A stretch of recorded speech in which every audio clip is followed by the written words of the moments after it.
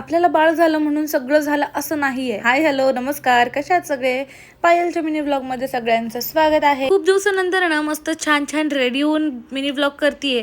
खूप भारी वाटते, कारण की रोज रोज तेच फिटिंगचे ड्रेस घालून आहे ना मला सुद्धा कंटाळा आला होता. पण आता काय करणार, फिटिंगचे ड्रेस नाही घातले तर ना खूप जास्त प्रॉब्लेम होतो फीड करायला बाळाला. जसं की मी म्हणलं, आई झालं म्हणून सगळं झालं असं अजिबात नाहीये.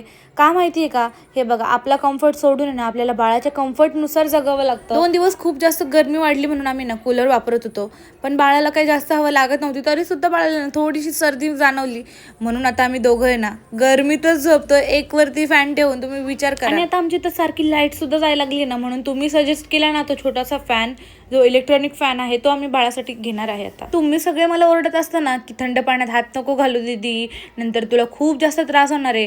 पण आता काय करू, कितीही प्रयत्न केला ना तरी चुकून का होईना थंड पाण्यात हात गेल्याशिवाय राहतच नाही. आणि काही ना काही काम निघतच असतं, त्याच्यामुळे ना थंड पाण्यात हात आहे ना घालावंच लागतो. डिलिव्हरी नंतर मी ना दुसऱ्या दिवशीपासूनच आहे ना थंड पाणी वापरलेलं आहे, हात धुवायला, पाय धुवायला, तोंड धुवायला. कारण मी 15 दिवस हॉस्पिटलमध्येच होते, त्याच्यामुळे मला गरम पाणी काही भेटलंच नाही. आणि सक्षमी झाली होती ना तेव्हा सक्षमीच्या मावशीने हे सक्षमीला कॅरी करण्यासाठी आणलं होतं ना ही गादी, ती आता आहे ना मी पॅक करून ठेवते, कारण की जेव्हा बाहेर जायचं असेल ना तेव्हाच मी काढणार आहे. तर असंच वरती राहून ना ह्याच्यावरती खूप सारी धूळ बसत होती, म्हणून आता हे पॅक करून ठेवलं मी. आणि आजचा मिनी ब्लॉग तुम्हाला कसा वाटला कमेंट करून नक्की सांगा. उद्या भेटूया नवीन ब्लॉगमध्ये.